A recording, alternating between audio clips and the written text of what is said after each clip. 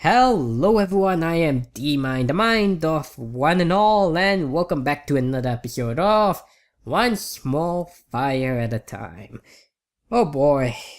So, in the last episode, Jenny's gone to fight was saved by Aidan and Anna made a fool of herself, and I think she's gonna be Frederick's mother, god damn it. I can't believe it. I still don't believe it, like that's... Eh. Oh well, now we got dots. You have the dots. Huh. And now we return back to this part of storytelling. I mean, this part of the writing, like, it's not a visual novel. Like, before it was, and then it jumps back to this, like, I prefer if they just kept it with the visual novel perspective style, but oh well. They suspected us, Aidan was stated after they turned to the corner and Eclipse's gate was out of sight. I shouldn't have come. This is your investigation, Joff and Poe replied. Of course you had to be there. Oh, here there's an investigation. Don't worry, they won't back away from the deal. Lord Godwin Joff hadn't lost his cool. Joff reminded Aidan of some of the best mages he fought, the ones who would never let their emotions show in battle. These were excellent fighters who knew how to make every spell count. They could assess the situation so thoroughly that they would be able to instantly pinpoint the best route of attack right when Aidan least expected it. Johann here, Joff said, handing a vial of clear blue liquid to the professor. Ah, is this the sample Mr. Sherwood gave you? He asked as he slipped the potion into his pocket. Yes. I'll see what I can learn from it. In any case, the Sherwoods seem like decent people. We don't know that yet. Yes, you're right. What do you think, Wolf? Joff's right. It's too early to tell. At first glance, Colton and Oriel Sherwood were just a normal married couple who happened to run a madhouse. Something bothers me about the madhouse though. What might that be? We never saw the adult inmates. It's standard practice to keep inmates locked up, Johann explained. Some lunatics can be dangerous. But not the child inmates? Children aren't as much of a threat. That's also true, but... I guess that makes sense. Yet, Aidan couldn't shake away the feeling that something wasn't right.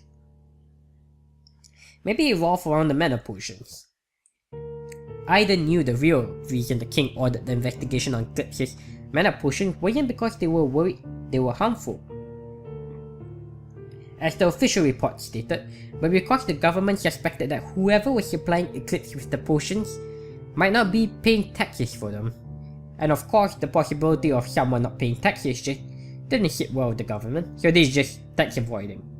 Most madhouses didn't give their inmates potions for two reasons. First was that lunatics are often considered dangerous individuals. The second and definitely most important was that mana potions were prohibitively expensive. How was Eclipse able to give their inmates potions regularly?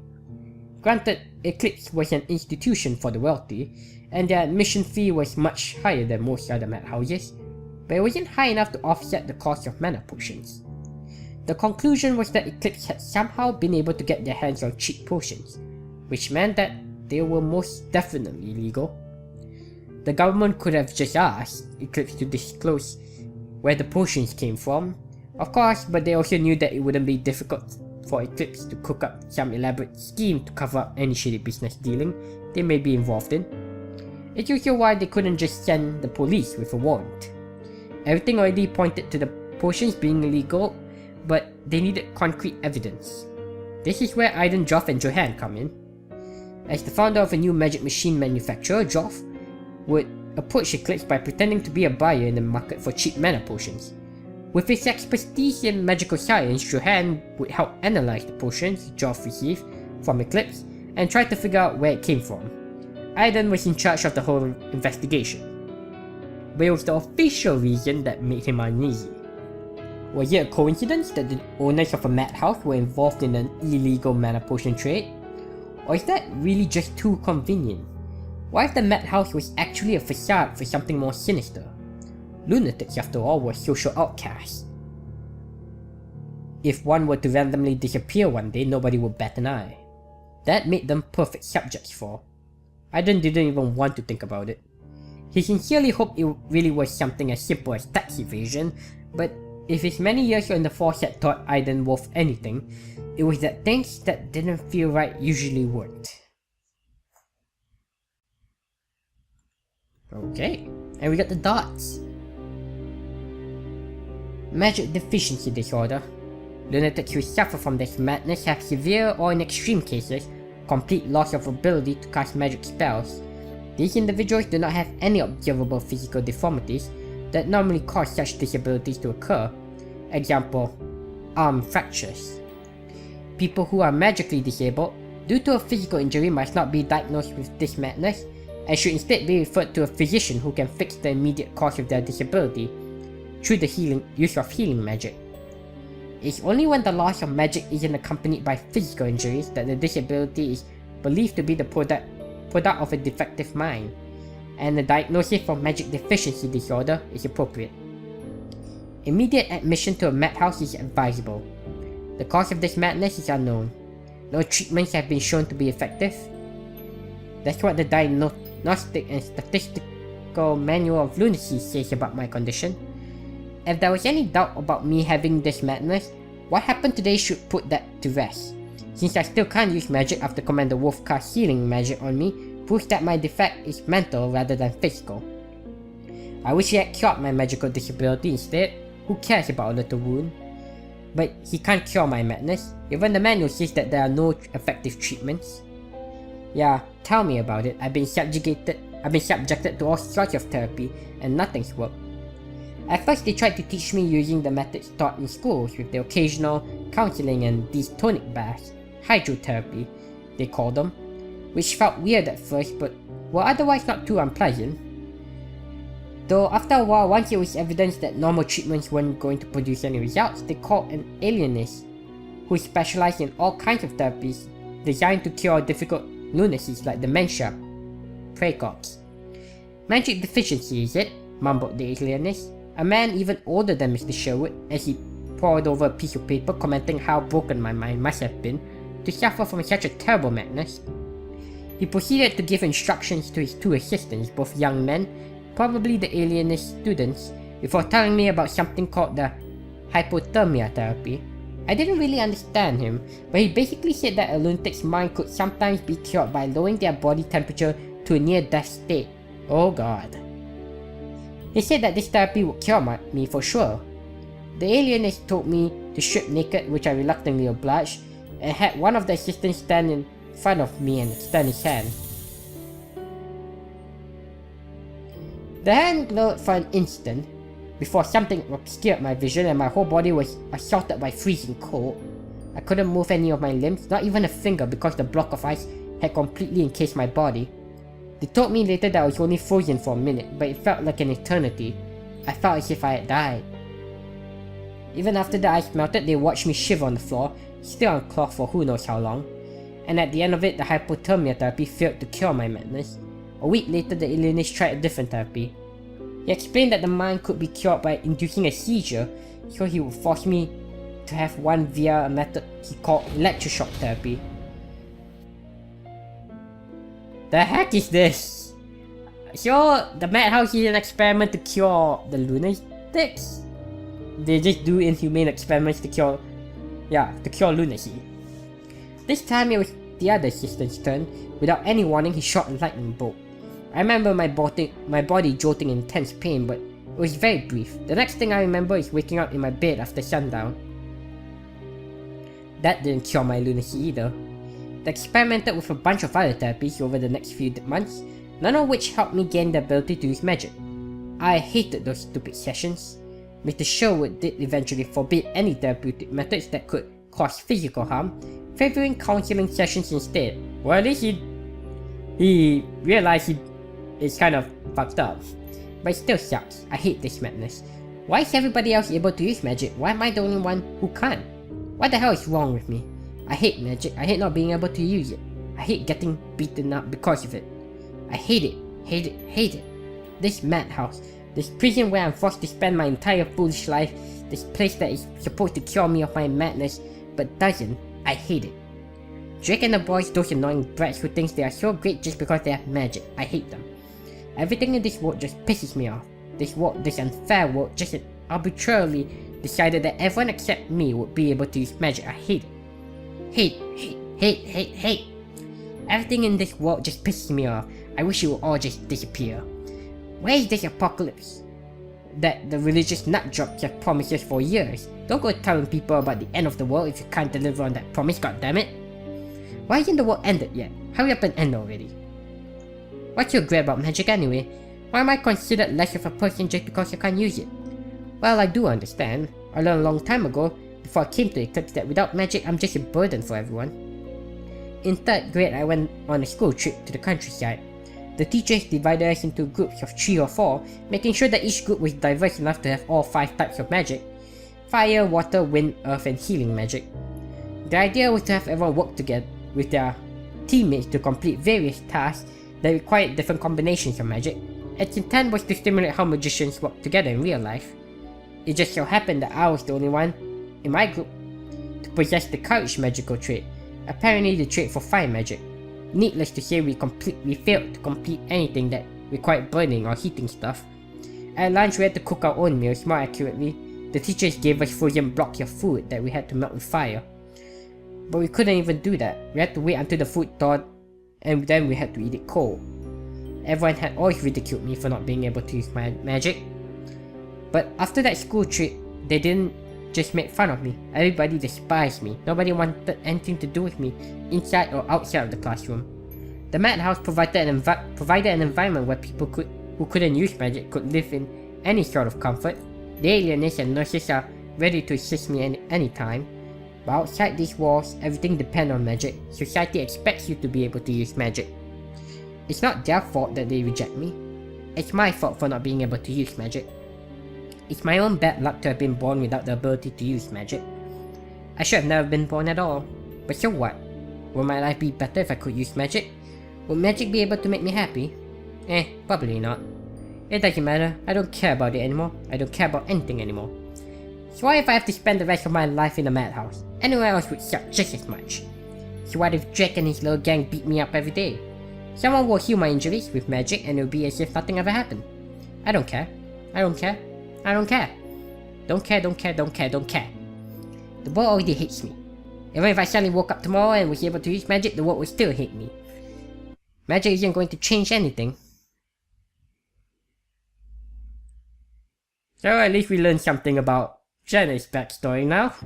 Chapter 5, Magical Scientists. And who's this? So, what do you say to him? Don't tell me that's Anna. Nothing? Huh? The child said he wanted a baby brother and you just ignored him? The older girl quietly ponders Candela's question. I would have loved to answer his prayer, but I have not yet acquired the ability, still haven't. So you can hear people who pray to you, but you can't speak to them. That's correct. Now what's the point of praying if you never answer them? I'm still working on that. I'd like to introduce Fia Leone, our resident goddess. Fia has always thought of herself as a divine being far above mere humans, but only recently did a definitive piece of evidence finally come to prove that. Supposedly she started hearing people's prayers. So what's it like, hearing them pray? Noisy. More than 1 billion people live in this world. It's hard to keep up with them all. Sometimes I confuse people who want a wife with people who want a kitten. Oh, here's a new prayer coming in. Dear goddess, please give me happiness. Oh, how innocent. But people don't understand that we gods can't give them happiness. Happiness is like money. If we start giving out happiness to everybody who asks, its value will start to diminish, and we'll have what economists call an inflation. If people can be content with a certain amount of happiness today, they need more than that to be able to consider themselves equally happy after the inflation. If God gave happiness to everyone in the world, you have 100% inflation rate. To be as happy as you were before the inflation, you need twice as much happiness. And to have twice as much happiness, you need twice the amount of things to make you happy. twice as much money, twice as many friends, twice as many wives. But since we have a limited supply of those things, we wouldn't be able to meet the increased demand. In the end, everyone will be less happy. Are you a... What did they say you were? Like a maiden? Like some kind of priest? Or are you an economist? In order to prevent this, we limit the supply of happiness. If you desire more happiness, you have to take it from someone else. In other words, happiness is meant to be stolen from one another. Neither Kendall nor I can decipher the goddess's words, but mere mortals like us would never dare question the words of an omnipotent being. Yeah, Mr. Sherwood is here. He'll take you to the adult ward. Oh, are you saying your goodbyes to Kendall and Janice? Yes, and Apollodori. Oh no, she's going to the adult ward. Be careful. Something bad might happen. Farewell, Kendall, Carol, and Janice. I wish I could tell you that I will continue to watch over you, but I have not acquired that ability yet. If I pray to you, will you be able to hear me? Fia quietly ponders before answering. Only if you have enough faith, my child. Faith as in wind magic. That's a convenient excuse. I like it. Hahaha. Well, no matter, I'm already 16, so I'll be joining you soon. They'll probably move me next year. Goodbye, Fia. Goodbye, Fia. Fia graces us with a holy nod one last time before turning away to deliver some parting words to the rest of her subjects, whose faith in her unfortunately isn't as unshakable as Candela's. Let's go, Fia. Mr. Sherwood's voice is weak. His lifeless gaze shoots past Fia. With nothing more to say, Mr. Sherwood begins to walk. Fia silently falls into step. She stops when she notices a boy a little further than the others, and walks up to him. I was afraid this would turn into a commotion because Drake always liked to make fun of Fia's delusions, but to my surprise, he only whispers his goodbye while meekly looking away. Wait. This is Janice. Yeah, I'm Janice now. Fia leads the boy to catch up to Mr. Sherwood, mumbling something about believers not having to fear gods. As Drake starts to turn around, our eyes meet. Wait, no, not quite. His gaze is a little off. Oh, Fia's leaving. Drake turns and hurries back inside the house. Some of his underlings call out to him, but Drake either doesn't hear them or pretends not to. He avoids them entirely, keeping his head down. The boys watch Drake disappear into the house, questioning looks on their faces. Even I'm surprised. What's wrong with Drake? Usually he starts looking for some poor kid to bully, but this... Though eventually everyone goes back to their daily routine, lamenting their insanity under a tree or telling their darkest secrets to an imaginary friend. Janice! Janice, let's follow Fia! Huh? Come on! Candela walks joyfully in the direction of Fia and Mr. Sherwood when, having nothing better to do, I follow her. Candela and I keep about 50 paces behind Fia and Mr. Sherwood as they slowly meander in unnerving silence through a narrow path between trees and bushes. It wasn't a long walk, but it felt like one. The door opens, Mr. Sherwood ushers Fia in, and suddenly shuts the door behind them.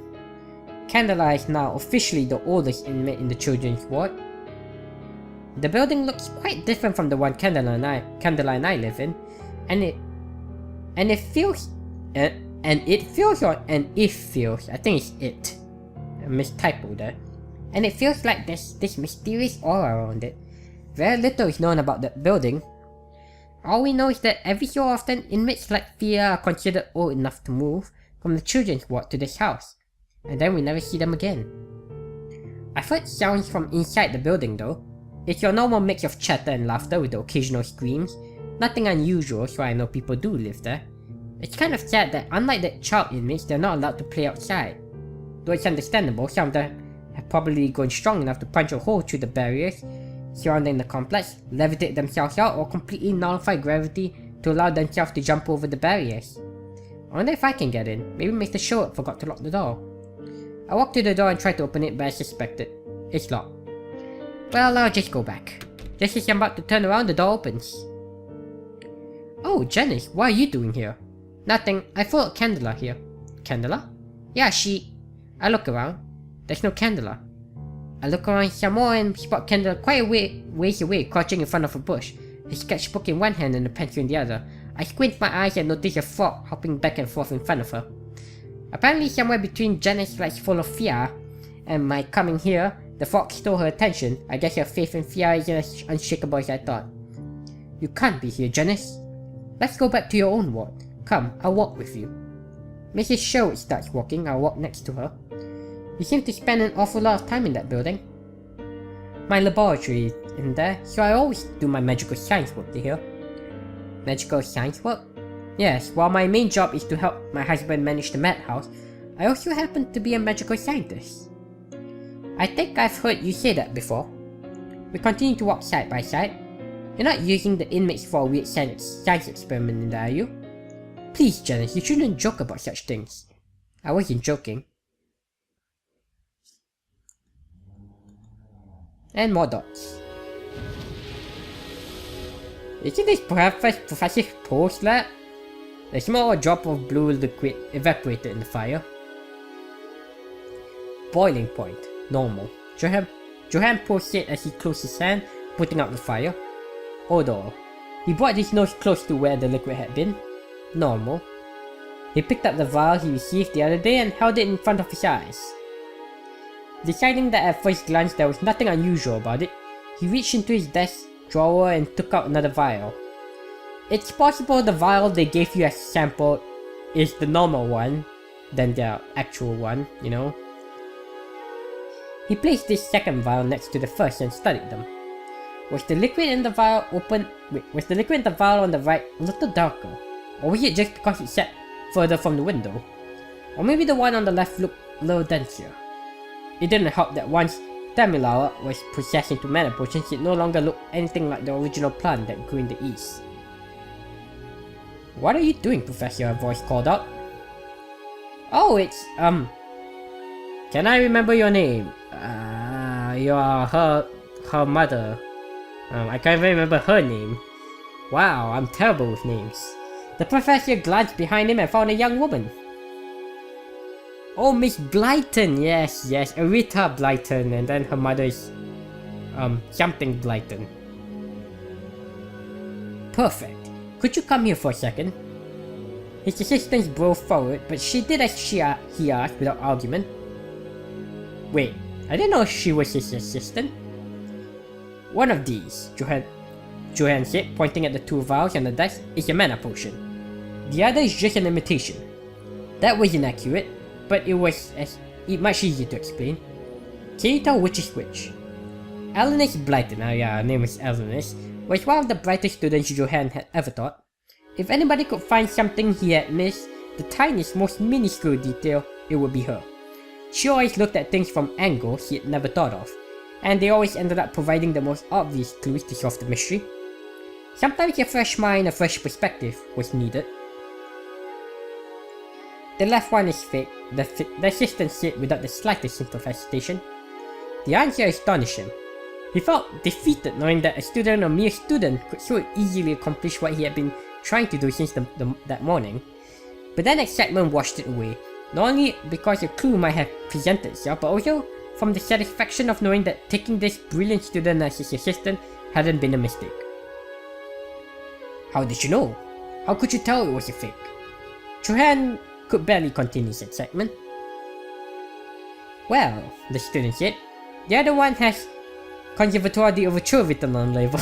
Lol. Oh. Am I wrong? No, you're absolutely correct. Johann heaved a heavy sigh. Appearance, normal. He thought for a minute, then said, only one thing left to test. Miss Blyton, would you bring that bucket, please? The woman's gaze followed the professor's finger to an empty bucket as tall as the desk beside it. Huh? What do you need such a big bucket for? She dragged the massive container over. Here you go.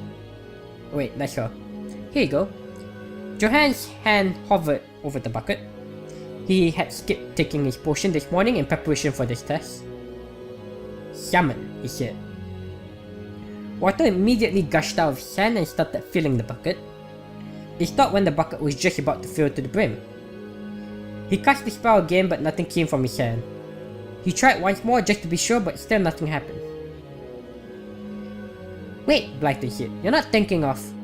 Johan took the vial on the left, the one that didn't have Conservator the Overture return label, and brought it to his lips. Professor, are you sure?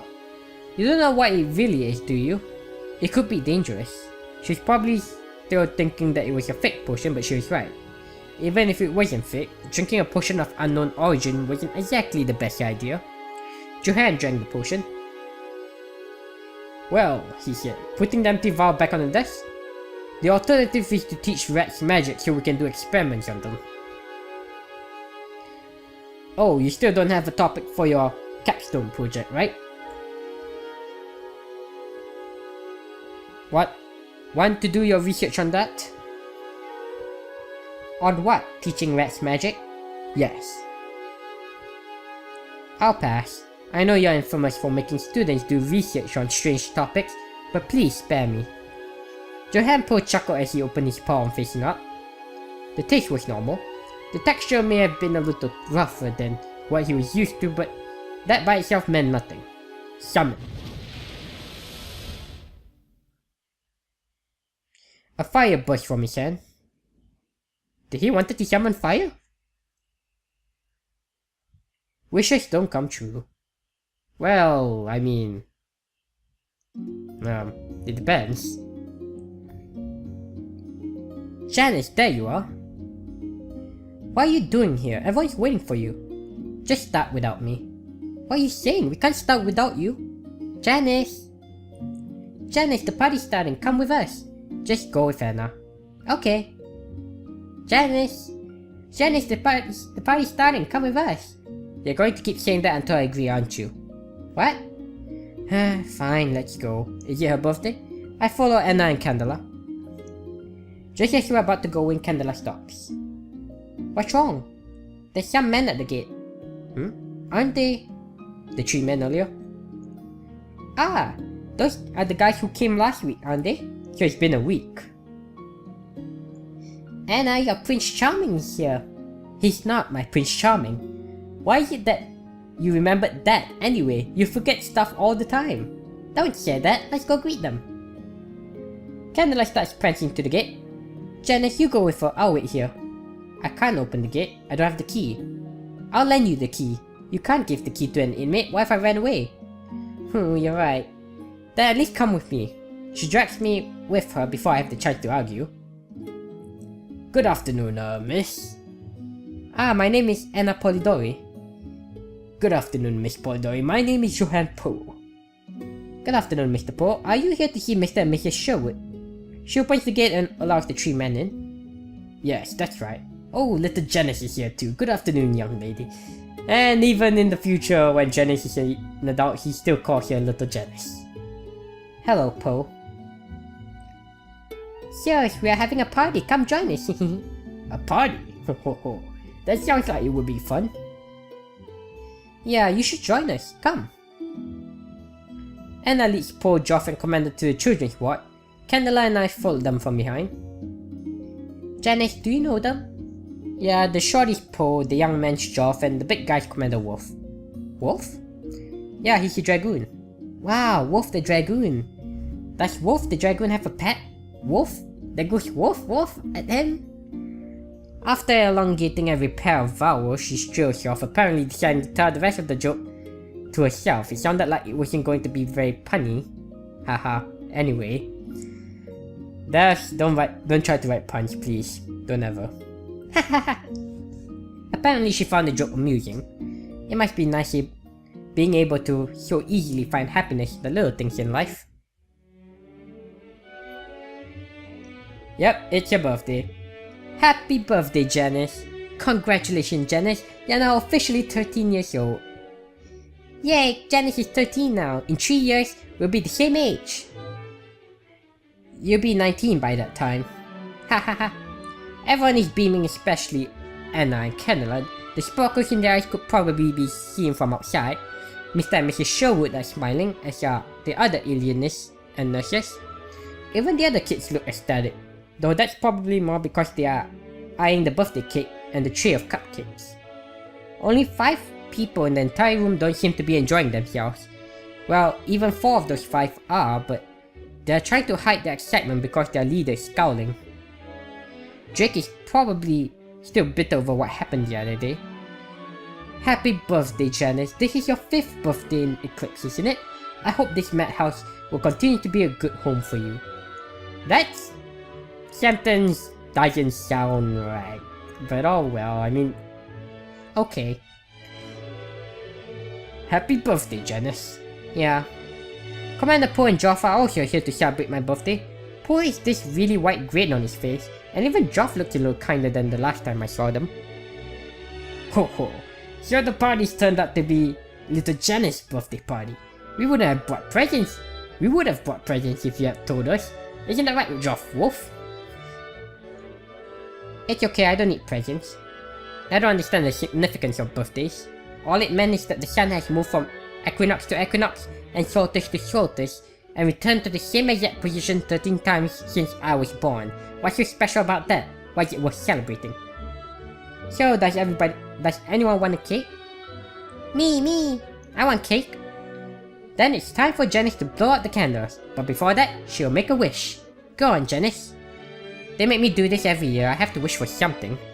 So I did. I did it last year, I did it the year before, and I did it the year before that. And every year it taught me a very important thing. Wishes don't come true. And they will probably learn more about her story in the next episode. So, leave a like, comment, and subscribe if you have enjoyed, and I hope to see you again in the next episode.